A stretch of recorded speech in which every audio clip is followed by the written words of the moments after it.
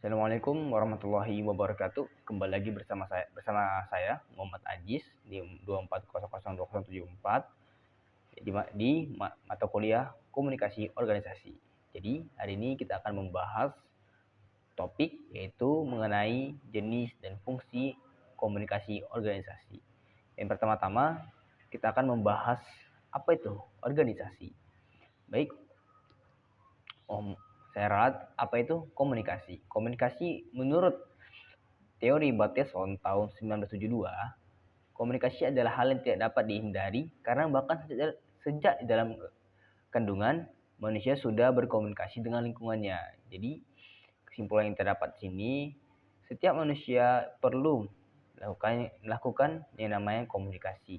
Kita harus melatih skill komunikasi kita, dan dengan komunikasi kita akan mendapatkan apa yang kita inginkan. Jika komunikasi kita tidak baik, tentu hal yang kita inginkan tidak akan kita dapatkan. Selanjutnya apa itu organisasi? Organisasi merupakan sekelompok orang yang bekerja sama dan saling bergantung untuk mencapai tujuan bersama, meskipun setiap individu memiliki tujuan personal. Menurut von Kliners, organisasi terdiri dari orang-orang yang bekerja secara saling tergantung untuk mencapai tujuan tertentu. Jadi kesimpulannya, organisasi itu merupakan dua orang atau lebih bekerja sama dengan tujuan personal atau individu untuk mencapai tujuan bersama. Tentu kalau jika organisasi tujuan bersama yang tercapai tapi tujuan individu tidak tercapai, itu tidak termasuk dengan organisasi. Itu menurut saya. Baik, selanjutnya kita akan membahas fungsi komunikasi dalam organisasi. Ada 4 fungsi utama komunikasi dalam organisasi. Yang pertama itu fungsi informatif, yaitu organisasi berfungsi sebagai sistem pemrosesan informasi yang memungkinkan setiap individu menerima informasi yang akurat dan sesuai, sehingga dapat menjalankan tugas sesuai dengan tujuan organisasi. Jadi, di organisasi itu adalah tempat memproseskan informasi yang dimana setiap individu dapat menerima informasi secara akurat dan sesuai. Dan juga setiap individu di organisasi itu dapat melakukan tugasnya dan akan mencapai tujuan dalam organisasi. Selanjutnya ada informasi regulat. Itu mengacu pada aturan dan prosedur yang berlaku dalam organisasi. Komunikasi menyampaikan standar operasional yang harus dipatuhi oleh setiap anggota organisasi. Jadi, aturan dan prosedur pada organisasi itu harus dipatuhi oleh setiap anggota organisasi. Selanjutnya ada fungsi integratif. Nah, apa sih fungsi integratif itu? Yaitu mengintegrasikan atau membaurkan individu ke dalam organisasi sehingga mereka dapat melaksanakan tugas dengan baik serta memberikan partisipasi yang lebih besar dalam mencapai tujuan organisasi.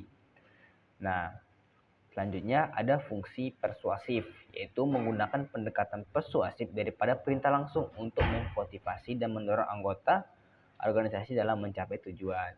Jadi dengan komunikasi yang baik dan komunikasi yang ideal, itu dapat mempengaruhi orang sehingga orang tersebut mau bekerja untuk kita. Selanjutnya, kita akan membahas dengan jenis-jenis komunikasi. Nah, ada yang pertama itu ada namanya komunikasi vertikal. Ada komunikasi ke atas, ada komunikasi ke bawah.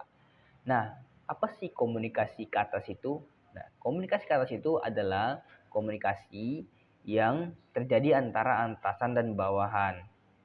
Komunikasi adalah informasi yang mengalir dari bawahan ke atasan. Biasanya itu berupa laporan, umpan balik, ataupun keluhan dari karyawan. Yang kedua, ada komunikasi ke bawah, yaitu informasi yang mengalir dari atasan ke bawahan, seperti instruksi, kebijakan, ataupun arahan. Nah, selanjutnya ada komunikasi horizontal. Komunikasi yang terjadi antar individu atau departemen yang memiliki tingkat kejabatan yang sama. Ini biasanya untuk koordinasi, kolaborasi, atau pertukaran informasi antar tim atau divisi. Nah, komunikasi horizontal ini terjadi biasanya di tempat seperti organisasi HMD, organisasi BEM itu, ataupun organisasi antara teman-teman. Baik. Nah, dalam komunikasi ada juga yang namanya gaya. Nah, ada juga namanya gaya. Setidaknya ada 6 gaya komunikasi yang mempengaruhi cara penyampaian pesan dalam organisasi. Nah, teman-teman pasti penasaran, apa sih gayanya itu? Ntar ya saya akan. Nah, yang pertama itu ada namanya the controlling style. Nah, gaya ini mengendalikan dan membatasi perilaku dan respon orang lain dengan tujuan agar semua mengikuti perintah. Nah, the style lead is about how to make people to agree with with me. Nah, you know lah. Nah, jadi gaya ini itu bagaimana cara kita mengendalikan, membatasi perilaku seseorang ataupun respon orang lain agar tujuan itu sesuai dengan perintah kita. Selanjutnya itu ada the equalitarian style, yaitu komunikasi yang didasarkan pada kesetaraan antara pemimpin dan bawahan, cenderung lebih terbuka dan informal. Nah, teman-teman, di the equality style ini, komunikasi kita kepada atasan atau bawahan itu lebih enggak masuk formal, tapi informal, lebih terasa santai dan tidak terstruktur lah bilang. Cuma kita menganggap atasan itu sebagai teman. Ini termasuk di pemimpin yang mandiri ya, yaitu pemimpinnya membuat style mandiri. Jadi, nah begitulah teman-teman. Selanjutnya ada the structuring style. Nah, komunikasi yang the structuring style ini komunikasi yang berfokus pada struktur dan garis kewenangan dalam organisasi. Jadi setiap tindakan yang harus sesuai dengan setiap tindakan itu harus sesuai dengan prosedur yang telah ditetapkan. Nah, the structuring style ini merupakan komunikasi yang terstruktur, itu bisa kayak SOP, aturan kebijakan-kebijakan, yang dimana SOP dan kebijakan ini harus dilakukan dan harus dilaksanakan oleh karyawan. Jika tidak, tentu karyawan akan mendapatkan hukuman. Nah, setelah itu kita ada juga namanya the dynamic style. Gaya ini dinamis dan berorientasi pada tindakan daripada perintah, di mana pemimpin mendorong tindakan yang cepat dan sesuai dengan tanggung jawab masing-masing. Nah, yang selanjutnya ada the relinquishing style. Nah, ini merupakan gaya yang terbuka terhadap kritik dan masukan dari semua pihak, dengan lebih mengutamakan penerimaan daripada perintah. Nah, the cooling style ini juga jarang ada di organisasi, di mana kita tahu sebagian pemimpin itu tidak mau menerima kritikan maupun saran dari kebawahannya. Jadi seorang pemimpin itu tidak mau itu disalahkan, tapi dia tahu dia itu salah, tapi dia tidak mau disalahkan. Ini tuh harus kita hindari ya teman-teman, jika kita telah menjadi ketua maupun jadi pemimpin. Selanjutnya yang terakhir ada the withdrawal style. Gaya ini biasanya dihindari ya sebenarnya karena melemahkan komunikasi. Pemimpin yang menggunakan gaya ini cenderung menghindari tanggung jawab dan komunikasi yang efektif. Jadi dia itu cuek dan segala macam. Oke.